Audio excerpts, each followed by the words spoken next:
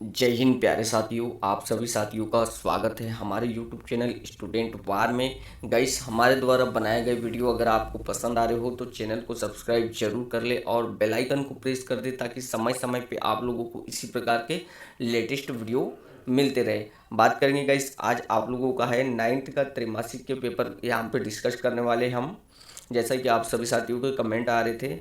और हाँ, यहाँ पे आप लोगों से बता दूँ, अगर किसी क्वेश्चन का यहाँ पे सॉल्यूशन हमें नहीं मिल पाता है तो वो आपकी जवाबदारी है, आप सॉल्यूशन ढूंढ सकते हो। बाकी हम आपके सामने क्वेश्चन पेपर ला रहे, इतनी बड़ी बहुत बड़ी बात है। ओके, चलिए यहाँ पे पहला क्वेश्चन स्टार्ट करते हैं। सही विकल्प चुनिए। ओके, तो पहला आपका क्वेश्चन है, सही विकल्प चुनिए। इसमें पहला है, फ्रांस की क्रांति कब हुई थी?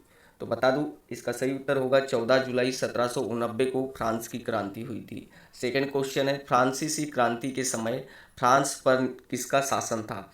तो ये था आपका लुई 16वां का शासन था। थर्ड नंबर है, एक स्थलीय भाग जो तीन ओर से समुद्र से घिरा हो वो कहलाता है प्रायद्वीपीय। ओके, अगला क्वेश्चन देखते हैं। अगला क्वेश्चन आपका है, पूर्वी घाट का सर्वोच्च शिखर क्या है? तो इसका उत्तर हो जाएगा महेंद्रगिरी। पांचवा है, इनमें से कौन स्थायी पूंजी नहीं है? तो इसका सही उत्तर क्या हो जाएगा आप लोगों का? बीज। ओके, बीज आप लोगों का स्थायी पूंजी नहीं है। प्रश्न छठवा है, इनमें से कौन अस्थायी या कार्यशील पूंजी है? तो ये आपका हो जाएगा नगद रुपया। बात करेंगे यहाँ पे रिक्त स्थानों की पूर्ति कीजिए। तो देखिए, रिक्त स्थान में 6 प्रश्न दिए गए आप लोगों को। पहला है, फ्रांस की महिलाओं को मताधिकार सन खालिस्तान में हुआ? तो 1945 में प्राप्त हुआ। कब हुआ? 1945 में प्राप्त हुआ। 1804 में खालिस्तान ने खुद को फ्रांस का सम्राट घोषित किया था। तो किसने किया था?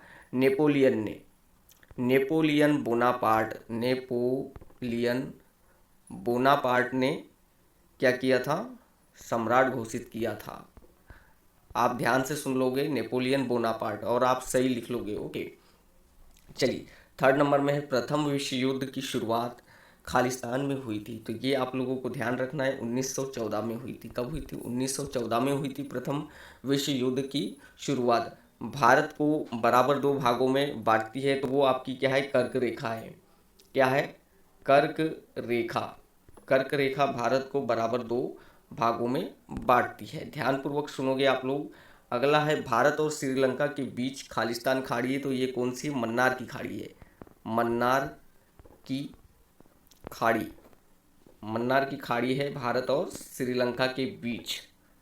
नेक्स्ट देखते हैं, खालिस्तान झील भारत में खारे पानी की झील है, सबसे बड़ी झील है? तो ये आप लोगों की क्या है? चिल्का झील। क्या है?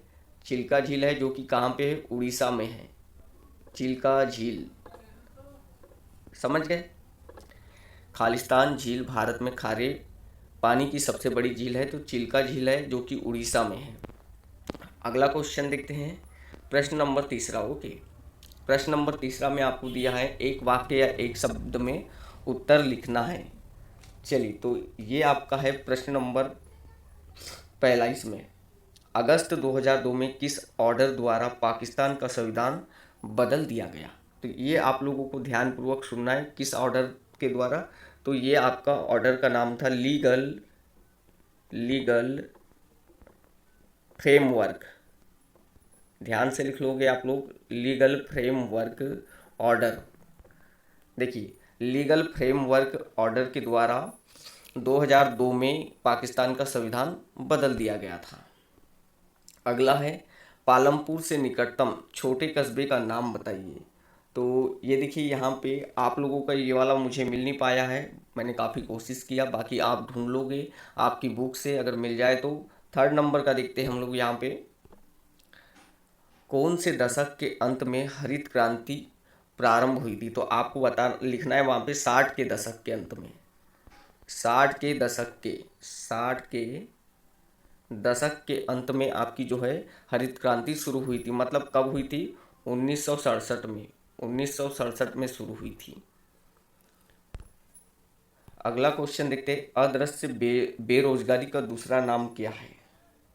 अदृश्य बेरोजगारी का दूसरा नाम क्या है? तो यहाँ पे देखिए, इसका भी कंफर्म नहीं हो पाया है। अब देखते हैं हम लोग 5वें नंबर का, रूस का अंतिम जार कौन था? तो ध्यानपूर्वक लिखोगे आप लोग इसका उत्तर। रूस का जो अंतिम जार था 5वें नंबर का, निकोलस द्वितीय था। कौन था? निकोलस निकोलस द्वितीय। कौन था? निकोलस द्वितीय था रूस का अंतिम जार। और यहाँ पे मैंने बताया था आप लोगों को चिल्का झील किस राज्य में है, तो ये आप लोगों की है उड़ीसा में है, उड़ीसा। नेक्स्ट देखते हैं, भारत किस गोलार्ध में है? तो आपको तो पता ही है, उत्तरी गोलार्ध में है हमारा भारत, उत्तरी गोलार्ध। लिख लोगे आप उत्तर में उत्तरी गोलार्ध। बढ़ते आगे सही जोड़ी की ओर, सही जोड़ी बनाइए। विश्व का दूसरा सबसे बड़ा देश कौन सा है? तो ये आप लोगों को बता देना है, कनाडा है। टाइल शब्द इसलिए यूज किया जाता है, ये है सरकार द्वारा लिया जाने वाला कर। और ये टाइड, टाइड मतलब चर्च द्वारा वसूल किया जाने वाला कर है। कार्ल मार्क्स ने पुस्तक लिखा था दास कैपिटल। जैसलमेर में एक स्थान है बरकान कह के। चीन, चीन का आपका क्या आ जाएगा? तो चीन की जो संसद का नाम है राष्ट्रीय जन संसद है। और अधिक उपज वाले बीज को क्या कहते हैं? H Y V, HYV। ठीक है, तो इस प्रकार जोड़ी आप लोग बना लोगे, मैंने मिला के बता दिया है। अब 5वें नंबर का देखते हैं हम लोग, सत्य असत्य की पहचान कीजिए।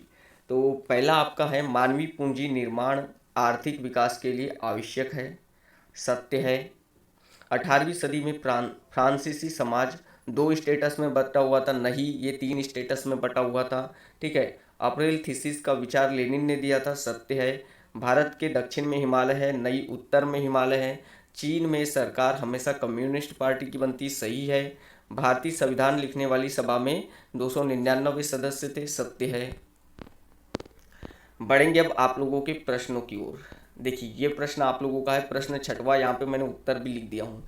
जैकोबिन क्लब के सदस्य कौन थे? तो यहाँ पे उत्तर आपका होगा, जैकोबिन क्लब के सदस्य छोटे दुकानदार और कारीगर थे, जैसे जूता बनाने वाले, घड़ी साज बनाने वाले और मजदूर आदि। देखिए यहाँ पे अथवा, जो आप लोगों के लिए अथवा के क्वेश्चन मैंने हल नहीं किया हूँ, जो बन रहे थे वो हल कर दिया हूँ एक एक क्वेश्चन। ओके, अगर अथवा का करता तो और ज़्यादा टाइम लग जाता है, इसलिए देखिए आपके लिए का प्रश्न 6वां हल कर दिया हूँ मैंने। जैकोबिन क्लब के सदस्य छोटे दुकानदार और कारीगर थे, जैसे जूता बनाने वाले, घड़ी साज बनाने वाले और मजदूर आदि। प्रश्न 7वें की ओर बढ़ते हैं। प्रश्न 7वां आपका है, उन देशों के नाम बताइए जो क्षेत्रफल में भारत से बड़े हैं। ठीक है, इतना अगर आप लोग याद कर लेते हो तो काफ़ी कुछ आप लोगों का बन जाएगा। ठीक है, उन देशों के नाम बताइए जो क्षेत्रफल में भारत से बड़े हैं। रूस, कनाडा, चीन, अमेरिका, ब्रिटेन और ऑस्ट्रेलिया क्षेत्रफल में भारत से बड़े हैं। ओके, यानी कितने? 6, 1 2 3 4 5 6 देश भारत से बड़े हैं। चलिए बढ़ते हैं आगे। आगे आप लोगों का क्वेश्चन, लोकतंत्र की कोई 2 विशेषताएं लिखना है। तो उत्तर में क्या आएगा? लोकतंत्र की 2 विशेषताएं निम्न है। एक तो उत्तरदायी सरकार होना चाहिए, निश्चित अवधि के बाद चुनाव होना चाहिए। 90 नंबर के क्वेश्चन की ओर बढ़ते हैं। 90 नंबर का क्वेश्चन है, स्थायी पूंजी किसे कहते हैं? उत्तर, स्थायी पूंजी वह पूंजी है जो व्यापार में विक्रय के उद्देश्य से नहीं लगाई जाती है और ना ही उसे व्यापार के कार्यकल्पों को बदलते हुए बेचा जा सकता है। ये यहाँ पे भेजा नहीं है वो, कि बेचा जा सकता है। आप सही कर लोगे, बेचा जा सकता है वो। अगला है आप लोगों का 10वें नंबर का क्वेश्चन, कोऑपरेटिव क्या था? कोऑपरेटिव क्या था? तो आपको बताना है, कोऑपरेटिव का अर्थ है सहकारी या साथ में मिलकर कार्य करना। ऐसे व्यक्ति जो समान आर्थिक उद्देश्य के लिए साथ मिलकर काम करते हैं। ऐसे व्यक्ति जो समान आर्थिक उद्देश्य के लिए साथ मिलकर काम करना चाहते हैं, वे समूह या समिति बना सकते हैं।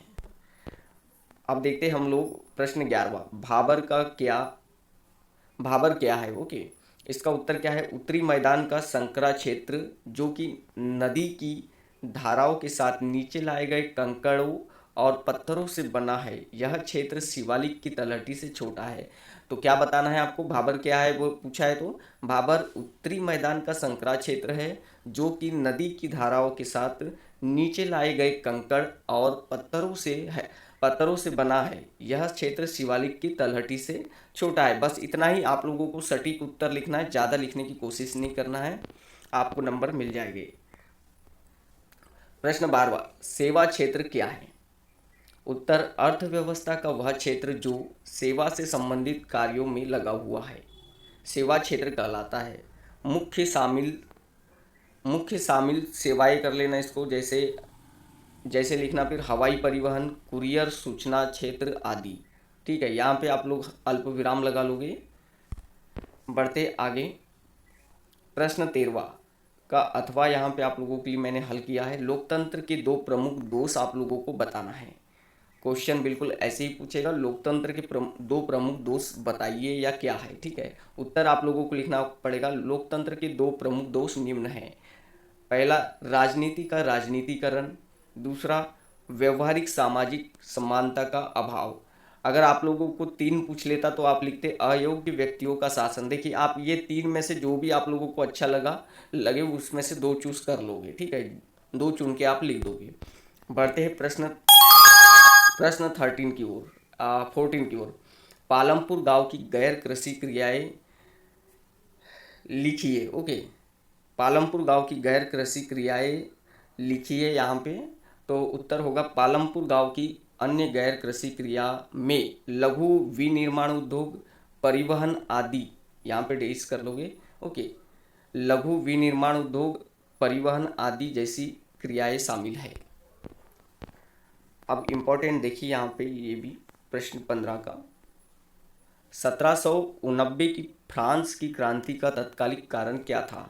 तो आपको बताना है उत्तर में, ए स्टेटस जनरल यानी प्रतिनिधि सभा का अधिवेशन तथा टेनिस कोर्ट की शपथ 1789 की क्रांति का तात्कालिक कारण था। प्रश्न नंबर 16 की बात कर लेते हैं हम लोग। फ्रांस में दास प्रथा का उन्मूलन कैसे हुआ, समझाइए। तो आपको उत्तर में लिखना होगा के कन्वेंशन के फ्रांसीसी उपनिवेश में सभी दासों की मुक्ति का कानून पारित कर दिया गया, परंतु दास प्रथा पुनः प्रारंभ कर दी गई। अंतिम रूप से फ्रांसीसी उपनिवेश में 1848 में दास प्रथा का अंत किया। आगे प्रश्न नंबर 17, इसका अथवा का देखेंगे हम। भारत के उत्तरी मैदान का वर्णन कीजिए। उत्तर में लिखना होगा आपको, भारत के उत्तरी मैदान का निर्माण सिंधु, गंगा एवं इनकी सहायक नदियों के द्वारा हुआ है। यह मैदान जलोढ़ मृदा से बना है। लाखों वर्षों में हिमालय के गिरिपाद में स्थित बहुत बड़े बेसिन, यानी बेसिन का मतलब द्रोणी, में जलोढ़ नदियों द्वारा लाई गई मृदा का निक्षेप हुआ, जिससे इस उपजाऊ मैदान का निर्माण हुआ। बस इतना ही आपको लिखना है। बढ़ेंगे आगे। आगे आपका है प्रश्न 18, भारतीय संविधान में प्रस्तावना का महत्व लिखिए। आपको उत्तर में लिखना होगा, संविधान की प्रस्तावना में नागरिकों के लिए राजनीतिक, आर्थिक व सामाजिक न्याय के साथ स्वतंत्रता के सभी रूप शामिल है। प्रस्तावना नागरिकों को आपसी भाईचारा व बंधुत्व के माध्यम से व्यक्ति के सम्मान तथा देश की एकता और अखंडता सुनिश्चित करने का संदेश देती है। इतना उत्तर आप लिख दोगे। बढ़ेंगे, प्रश्न आप लोगों का है 19, भौतिक पूंजी और मानवीय पूंजी में कोई तीन अंतर आप लोगों को लिखना है। तो देखिए, ये निम्न अंतर है। पहला देखते हैं मानव पूंजी में और इधर में भौतिक पूंजी में। मानव पूंजी से आशय कर्मचारी द्वारा संगठन में लाई गई ज्ञान, प्रतिभा, कौशल और क्षमताओं के भंडारण से है। इधर में भौतिक पूंजी से आशय कंपनी की मानवीय संपत्ति। यहाँ पे दूसरा, मानव ने अपने ज्ञान के आधार पर पूंजी को विकसित किया है।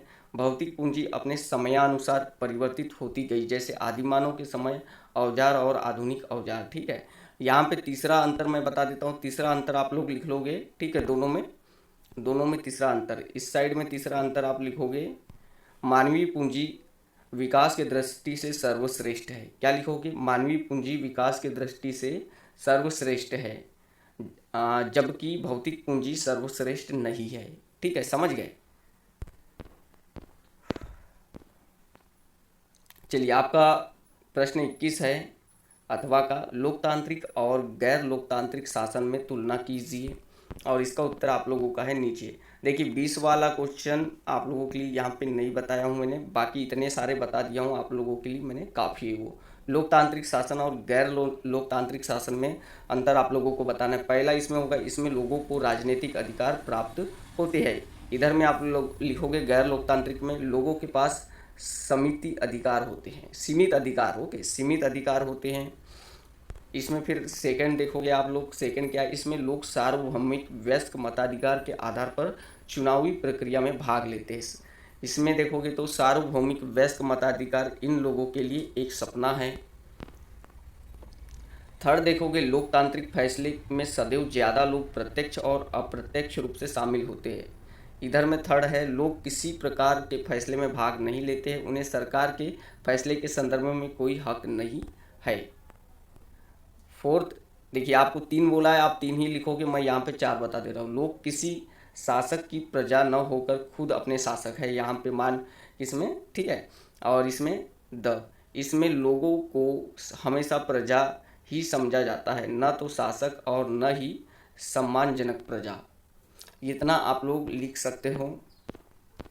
चलिए, तो यह थे आज के महत्वपूर्ण प्रश्न। आशा करता हूँ आप लोगों को यह वीडियो पसंद आया होगा और आप सभी सहयोग बनाए रखोगे और किसी भी प्रकार के गलत कमेंट्स नहीं करोगे।